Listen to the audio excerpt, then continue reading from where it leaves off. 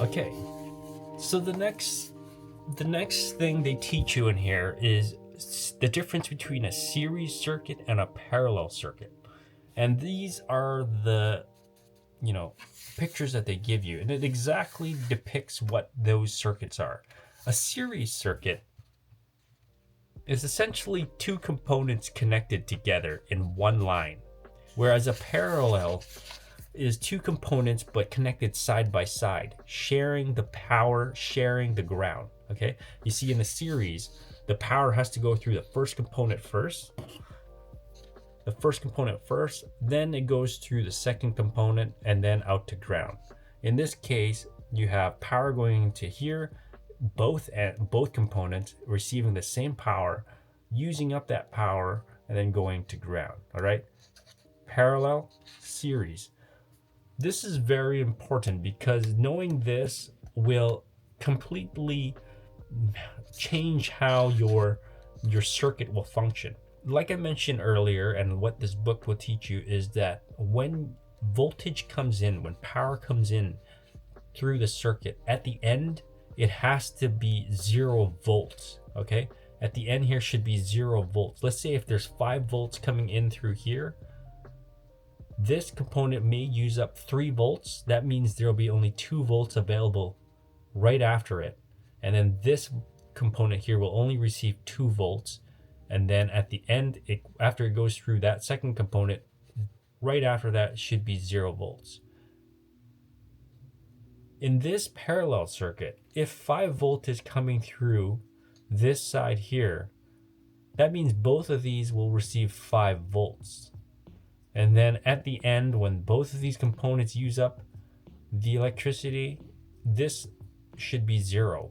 Both of these should be 0. Now, they want you to wire up a circuit in series and in parallel, okay? I personally, looking at these components is much more confusing than looking at a schematic. Like, this is basically a schematic, right? A very simple one. I find this much easier to read than looking at a picture like this, because with a picture like this, you kind of have to trace it yourself and see what's going on. But after some time, yes, you'll figure out that this is a parallel circuit. In this case, let's try this, okay? Let's try the series circuit that they want us to try. They have us having 2 push buttons in between the circuit, between the resistors and the LED. The resistor and the LED, just one resistor. And then they want us to connect that way. What will happen in a series circuit this way is that in order to have power to flow through to the ground, to the LED, through the LED and ground, both buttons need to be pressed, okay? That's because it's wired in series. So in this case, these 2 dots, let's just imagine they are buttons to close the circuit, meaning to activate the circuit. Both need to be pressed in order to close the circuit. If one is not pressed, that means the circuit is still open. That means that no electricity, no current is able to flow through the circuit. Okay, so let's test that out. It should be an easy project. Let's do that right now. Okay, so this is the previous, what I had before. All I'm going to do is I'm going to add another button. So I'll disconnect the LED for now, and I'll also, the jumper fell out. Okay, I'll disconnect the LED for now and put this over here, actually. And I'll also disconnect the black wire, just for now, because I want to make a series circuit. I'll find the second button. Okay, got a second button here. And I'm just going to place it right beside the other button. Well, a few holes over. Let's just say I'll put it on, what do I have? One on 18F and the other on 16F, okay? So it's sitting like so. Like that. And in order to connect these two buttons together, you need to have a jumper wire that connects one prong to the other prong. In this case, I'm going to have to switch up connectors and just select something that kind of looks like it'll jump a few over. Maybe this green one that's about this size. Looks like it'll do the job. So I'll have one on G22 and then the other one on G. Okay, that's not working. Okay, so it looks like it naturally wants to go over one. So I'm gonna have to move the switch. So I'll have it at G22 and G17, okay? So I'll just put this jumper in like so for now. I'm gonna move the switch over just one, so then the prong will sit at F17 to match with the G17 there, okay? And so technically, yep. So basically, I have my series, these two buttons in series right now. It's going through there, there, there, there. And then now all I need to do is put back in the LED, which positive, like we learned, is the longer side of the thing.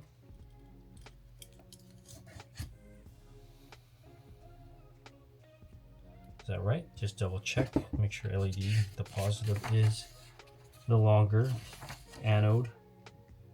Anode should be the longer one, and cathode is the shorter one. So negative is the shorter one, positive is the longer one. Okay, so longer side of LED will go on G15, and then the shorter one will go into, I'll get it to go into G13, I think. Yeah, there.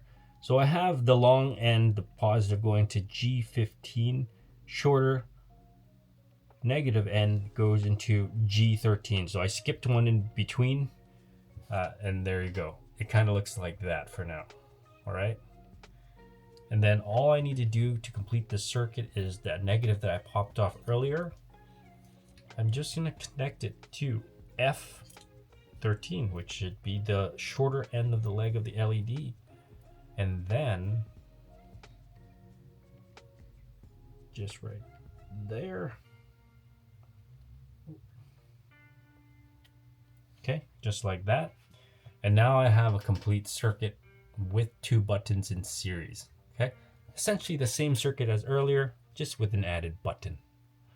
I'm just going to double check my circuit. So I just follow through positive, red wire goes to positive, goes into the resistor, power goes through the resistor, gets eaten up by the resistor, voltage drops right after the resistor and goes into this switch. This switch here, once pressed, will allow electricity to run through this wire and into the second switch. And once I press the second switch while holding the first one, it should allow electricity to run into the positive end of the LED, light up the LED, and come out at the end, the negative.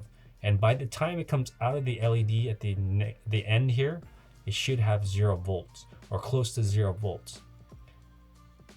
Now, once it goes into here, that completes the circuit. Everything is good. One thing I should note actually is that even though the voltage should be 0 right after the LED, this wire here, being that it's also a conductor, is essentially also a load, right? Like we were talking about earlier, how if you just put a wire from positive to negative on a high powered battery, the wire will eventually glow red and burn and maybe start a fire, and that's a short, right? That's sometimes how electric fires happen. If there's a short somehow, the wire actually burns up, acts like a conductor, acts like an LED, like a load. And essentially, because the wire may be too thin for that circuit, it glows red, starts a fire, whatever. What I'm trying to get at is, if we took a multimeter and measured the voltage drop right after the LED to the ground of the Arduino here, we should see that this wire is essentially using up some electricity too, but it's very, very, very, very minuscule. You need a very good multimeter in order to read that, but technically we can just call it zero because it's just so close to zero. But if there was some corrosion or something like that on this wire that causes a voltage drop as well, you will find that if you did a multimeter test from here to that ground, there will be a little bit of voltage drop. And even with that small corrosive bit, that can really throw off a circuit. All right, that's a little bit more advanced if once you get to know electricity a little bit more, but that's essentially what it is. That's what happens. But in this case, we have a very simple circuit. Everything is brand new, everything's clean. So we'll just say, for our own sake, that after the LED, all electricity should be used up and it should read zero. Okay, so now that I'm very comfortable that my circuit is complete and it is correct, I'm going to plug this in and we should test this circuit. All right, green LED on the board tells me that we have electricity. Okay, so this is the learning case that they want you to learn. In this circuit, if I press this button here, this LED should not light up. So let's try it. There you go. It does not light up. The reason why it doesn't light up is because this is wired in series, and electricity only stops right before this switch, because since I pressed this switch, it completed this, starting to complete the circuit, past this resistor through this switch and ends right here. And once I press this button as well, both these buttons at the same time, once I press this button as well, it will close the circuit here and allow electricity to flow through the LED and back into ground. Okay, so that technically means that if I press this and this at the same time, I will allow the circuit to complete. So let's try that. Oh, look at that. My LED doesn't light up.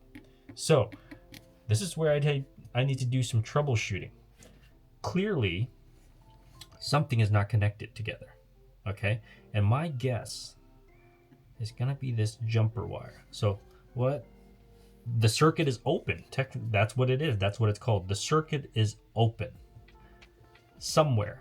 So let's do some troubleshooting. First, the quickest thing I can do is just make sure that these components are actually connected down into the breadboard, and making sure that the switch is on, the jumping connector is connected, switch is on, and the LED is down. So let's try that again. This is down, this is down. Try it again. No.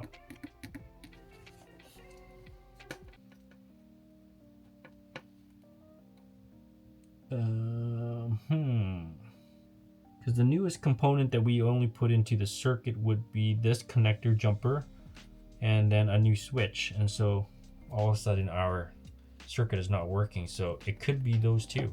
And we just tested that our LED works. So plug it in. Step. No.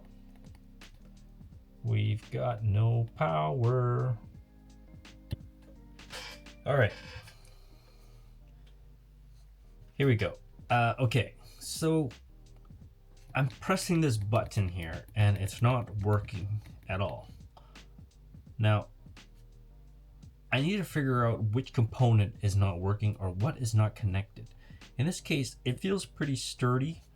All right, everything feels like it's connected right now. So I really want to know. I know that the LED is working, and knowing that the LED works and this tells me that this resistor works, everything in this circuit works except for this switch here, right? And just to verify that, I'm going to take a jumper just like this, and I'm going to use this bare metal wire area and jump and just bypass that switch to see if the light will turn on. So I'm just gonna jump the resistor to the LED just by touching it like so. And if the light turns on, it tells me that something's wrong with the switch, or somewhere in the circuit there's something wrong with the switch. So I'm just gonna touch it right now. Yeah, so my light is turned on. So that tells me that there's something wrong with this switch. Or why is it not working? Interesting phenomenon. You know what? The switch does feel like it's on. I wonder, or feels like it's connected. There it is. Okay, so now the switch works. So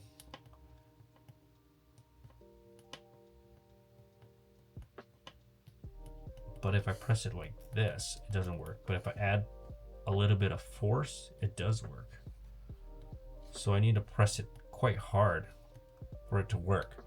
Right, so we found the issue here. It's this switch, the way that I'm pressing it. I need to, instead of, see, if I lay it down like so, it doesn't work. But if I press really hard, it works. So I need to press harder.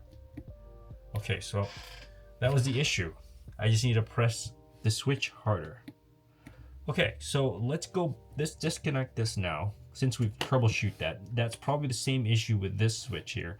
We're gonna go back and put the circuit back the way it was earlier in series, okay? And just to test out the series portions. Okay, so just a run through of the circuit. This is exactly how my circuit looks like wired in series, the two switches. You can pause the video to check it out for yourself, okay? Let me just explain. Positive down the rail over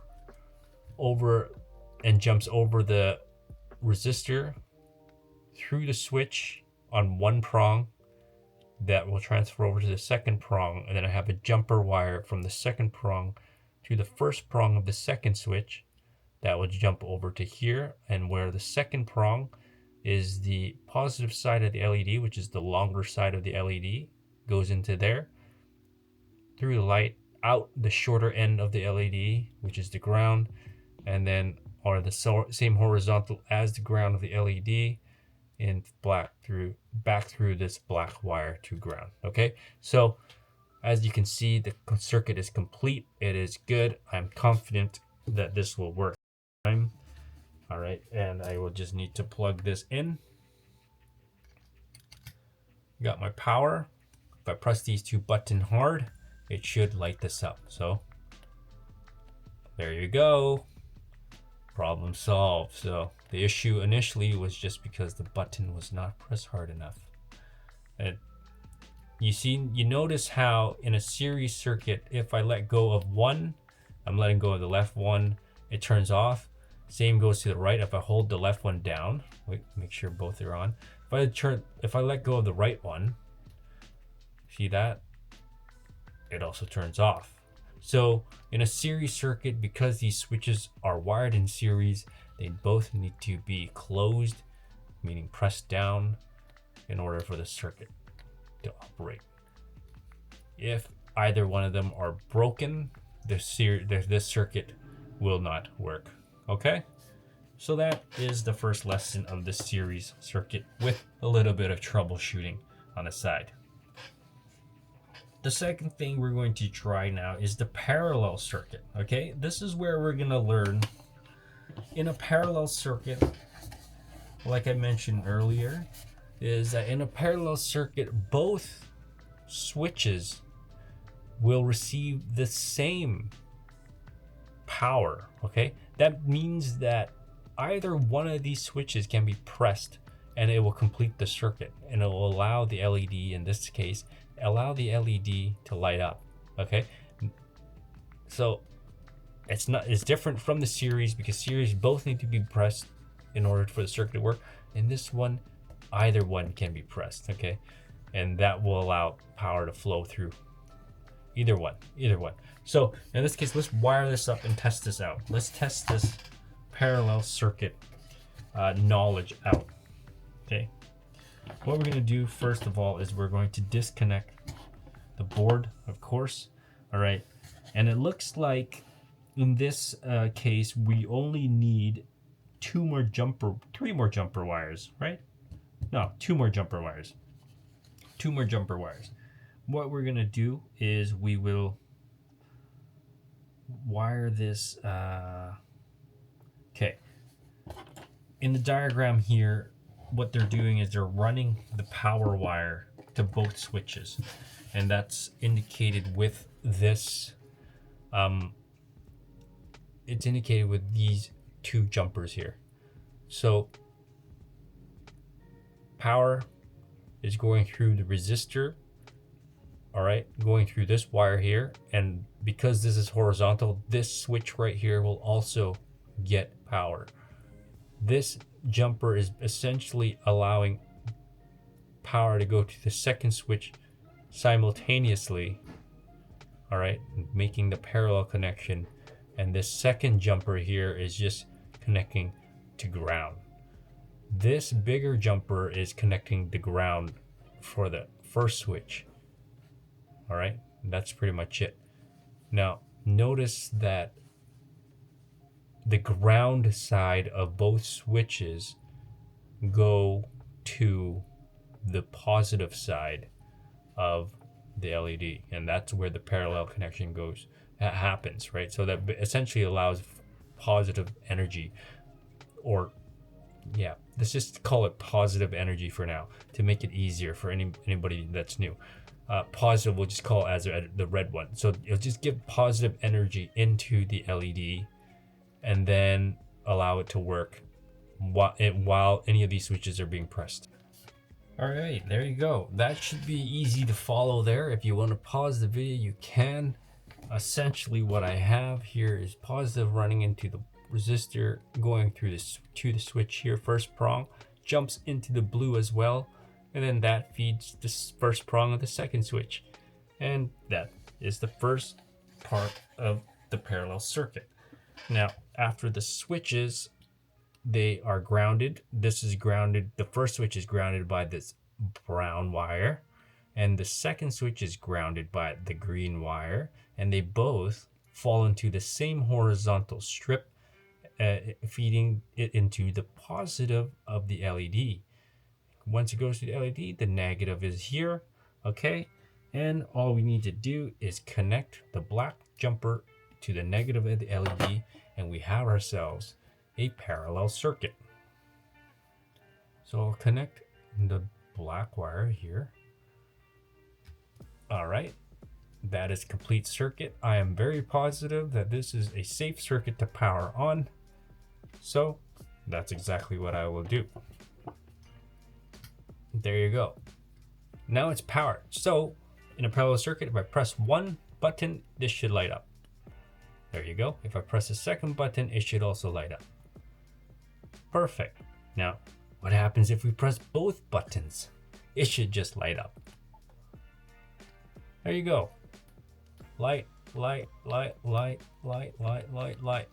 Perfect. We just completed the parallel circuit exercise. All right. To finish off this video, we'll just kind of review Ohm's law. Ohm's law is very important to know when you're dealing with electrical circuit. What is Ohm's law? Ohm's law is basically saying that voltage is equal current times resistance. And for me personally, I just think of this, I memorize this pi, okay? Volt is always on the top, and then you have this dividing line, and you have current, which is I, and resistor is R. They're both at the bottom, but they're divided by this line in the middle. Now, if you know any two of the variables out of three, you can calculate the third, right? So let's say, for instance, if we know volts, we can just, and if we know volts and we know amperage and we want to find out what resistance is, we just take volts divided by amperage. That will give us our resistance. Same goes if, let's say, for instance, if we know our resistance and we want to find out what amperage is, all we need to do is take volts divided by resistance. That will give us our amperage. Same goes with here. If we want to know what our volts are, we just take the amperage and we multiply it by the resistance, and that will give us our volts. This Ohm's law is honestly something you need to memorize, okay? Something that will really help you figure out what is the voltage that you're supposed to be getting in a circuit. What is it that it helps you calculate when you're troubleshooting something, especially with a multimeter. That's bottom line, that's what it is, okay? It talks about a multimeter here as well, okay? It says a multimeter is a tool that can verify the amount of resistance, current, and voltage in your circuit. While it's not necessary to use for one of these projects, it can be a useful part of an engineer's toolbox. This is a picture of a multimeter. This is absolutely awesome. This could have helped us in my case here. If I had a multimeter here, I could have tested this circuit here to figure out earlier where in the circuit was the issue. I can measure the voltage at any point to see where the energy was flowing, where the electrical currents was flowing or not, or where is it that I'm losing voltage, right? And that's what a multimeter helps us figure out. It can measure the voltage in any circuit and tell us exactly what the readings are at any point of the circuit. Very useful, especially in an open circuit like this where all the components are exposed, okay?